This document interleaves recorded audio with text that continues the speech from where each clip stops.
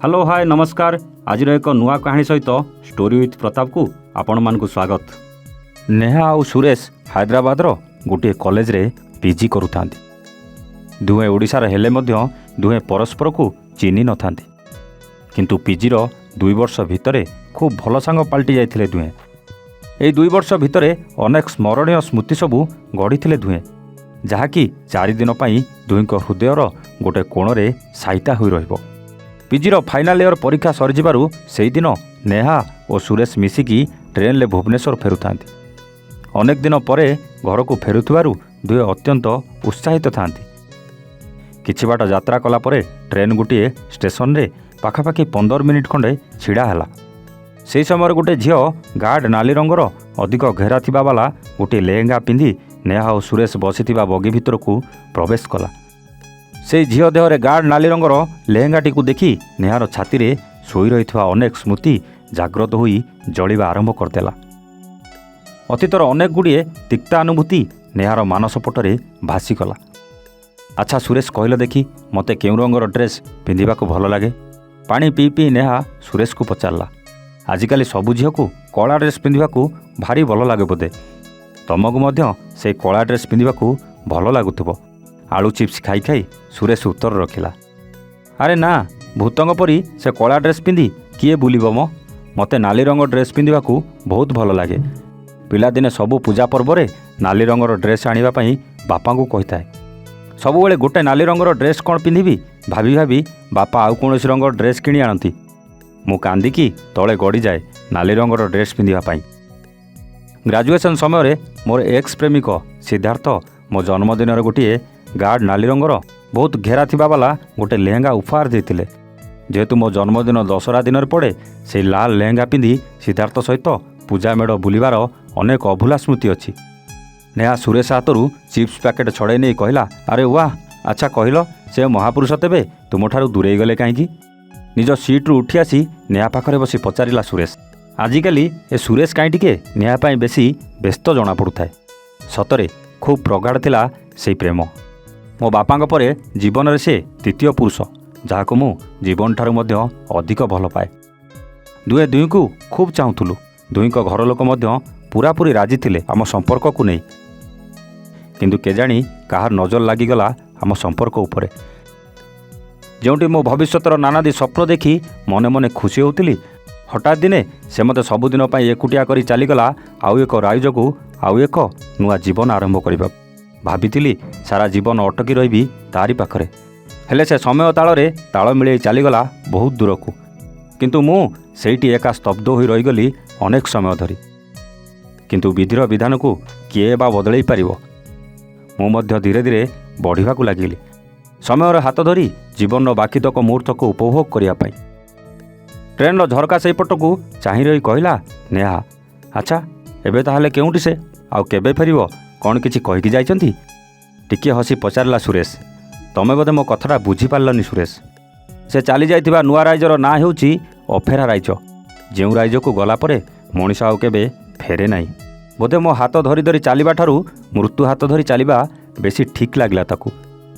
आखिरे लुह भरी आसिला। आखिर लुह को लुचेइबा पई वाशरूम होई आसुची कही सेठारू उठी चली आसिला नेहा।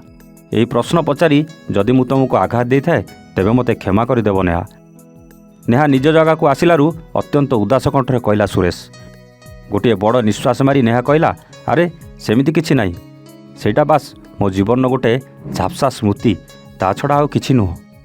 हो छाड़ से कथा, आगो कौन प्लान अछि तमर? आउ पढ़ापढ़ी करिवार अछि ना नाई मैरेज करी गोटे नुआ जीवन आरंभ करिवार अछि? हसी हसी पचारला सुरेश। तमर भारी बाहाबा को इच्छा बोधे जना पड़ुछि? हसी हसी कहला नेहा।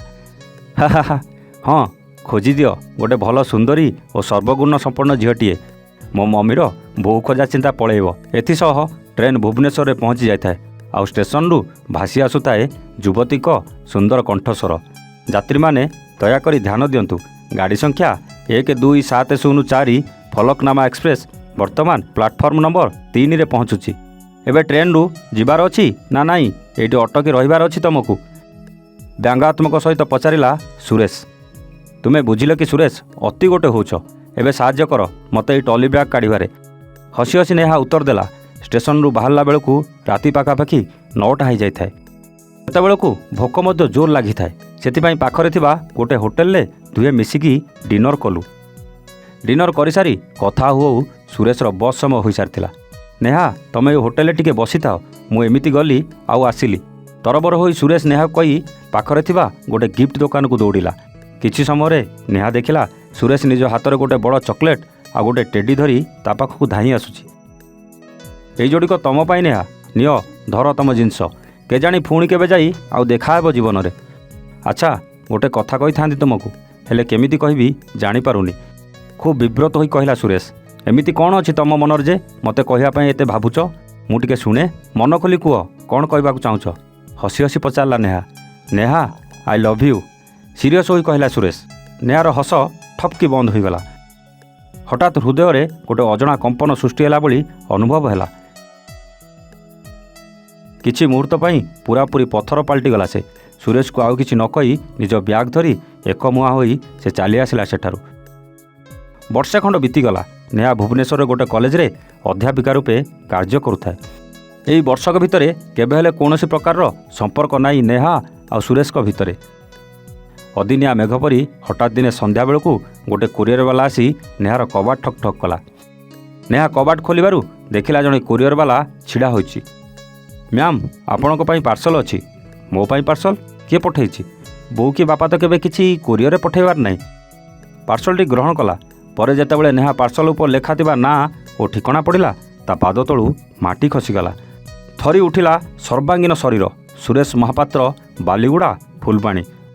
ବହୁ ଯତ୍ନର ସହିତ ଖୋଲିଲା ସେ ପାର୍ସଲଟିକୁ। ଭିତରେ ଥିଲା ଗୋଟେ ଗାଢ଼ ନାଲି ରଙ୍ଗର ଭୌତିକ ଘେରରେ ଥିବା ଗୋଟେ ଲେହେଙ୍ଗା, ଆଉ ତା ସାଙ୍ଗରେ ଗୋଟିଏ 4 ଚୌତା ଚିଠିଟିଏ।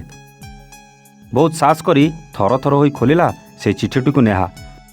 ଚିଠିରେ ଲେଖା ହୋଇଥିଲା, ନେହା, ମୁଁ ତୁମର ମନେ ଅଛି କି ନାହିଁ ସେଇଟା ମୁଁ କହିପାରିବିନି, କିନ୍ତୁ ତୁମେ ମୋର ପୁରା ଭଲ ଭାବରେ ମନେ ଅଛ। ମୁଁ ଜାଣିନାହିଁ ତୁମ ଜୀବନର ଲକ୍ଷ୍ୟ କ'ଣ, ମୋ ପ୍ରତି ତୁମ ହୃଦୟରେ କିଛି ଅଛି କି ନାହିଁ, କିନ୍ତୁ ତୁମେ ସବୁଦିନ ପାଇଁ ରହିଯାଇଛ ମୋର ହୃଦୟର 7 ତଳ ପୋଖରୀ ଭିତରେ। ସେଇଦିନ ଟ୍ରେନ୍ରେ ତୁମ କଥା ଶୁଣିଲା ପରେ ମୁଁ ଅଟକି ଯାଇଥିଲି ତୁମ ପାଖରେ, ଆଉ ସବୁଦିନ ପାଇଁ ଅଟକି ଯିବାର ନିଷ୍ପତ୍ତି ମଧ୍ୟ ନେଇସାରିଛି।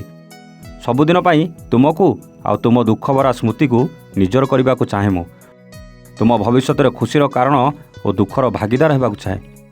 ତୁମକୁ ଲାଲ ରଙ୍ଗର ଡ୍ରେସ୍ ପିନ୍ଧିବାକୁ ବହୁତ ଭଲ ଲାଗେ କହିଥିଲ ବୋଲି ଗୋଟେ ଲାଲ ରଙ୍ଗର ଲେହେଙ୍ଗାଟିଏ ପଠାଇଛି। ଯଦି ଲେହେଙ୍ଗାଟି ଭଲ ଲାଗେ ଆଉ କେବେ ମୋତେ ନିଜର କରିବାର ନିଷ୍ପତ୍ତି ନିଅ, ତେବେ ଅପେକ୍ଷା କରିବ, ମୁଁ ଫେରିବି ତୁମ ପାଖକୁ ମା ଦୁର୍ଗାଙ୍କ ଆଗମନରେ, କାଶତଣ୍ଡି ଫୁଲଙ୍କ ସାଙ୍ଗରେ, ଆଉ ମିଶିକି ଯିବା ସନ୍ଧ୍ୟାରେ ପୂଜା ମେଢ଼ ବୁଲିବା ପାଇଁ। ତୁମଠାରୁ ଅନାବନା ଶବ୍ଦର ଧାଡ଼ିଟିଏ ଆଶାରେ। ଇତି ସୁରେଶ। ଛାତି ଭିତରଟା କ'ଣ ଗୋଟେ ହେଇଗଲା ଯେମିତି। ଗୋଟିଏ ଅବ୍ୟକ୍ତ କମ୍ପନ ହେଉଥାଏ ସର୍ବାଙ୍ଗୀନ ଶରୀର ଭିତରେ। ଅତୀତର ଅନେକ କିଛି ସ୍ମୃତି ଭାସିଗଲା ଆଖି ଆଗରେ କ୍ଷଣିକ ପାଇଁ। ବହୁତ ସମୟ ଧରି ଛାତିରେ ଜମାଟ ବାନ୍ଧିଥିବା ବିଷାଦ ସବୁ ଲୁହ ହୋଇ ବୋହି ଯାଉଥାନ୍ତି ଆଖି ଦୁଇଟିରୁ। ଲାଗିଲାନି ଏ ଚିଠି ସୁରେଶ ପଠାଇଲା ଭଳି। ଲାଗିଲା ସତେ ସିଦ୍ଧାର୍ଥ ପଠାଇଛି ଏହି ଚିଠିଟିକୁ। ଲାଲ ଲେହେଙ୍ଗାଟିକୁ ନିଜ ଛାତିରେ ଚାପି ଆବେଗଭରା କଣ୍ଠରେ କହିଲା ନେହା, ମୁଁ ତୁମ ଅପେକ୍ଷାରେ ସୁରେଶ। ଯଦି କାହାଣୀ ଆପଣଙ୍କୁ ଭଲ ଲାଗିଥିବ, ଲାଇକ୍ ସେୟାର କରିବାକୁ ଭୁଲିବେନି। ହଁ, ସବସ୍କ୍ରାଇବ୍ କରି ବେଲ୍ ଆଇକନ୍ ଦବାଇ ଦିଅନ୍ତୁ। ଏମିତି ହୃଦୟପୋଷୀ କାହାଣୀ ଆପଣଙ୍କ ପାଇଁ ସବୁଦିନ ସନ୍ଧ୍ୟା 8ଟାରେ ନେଇ ଆସିବୁ।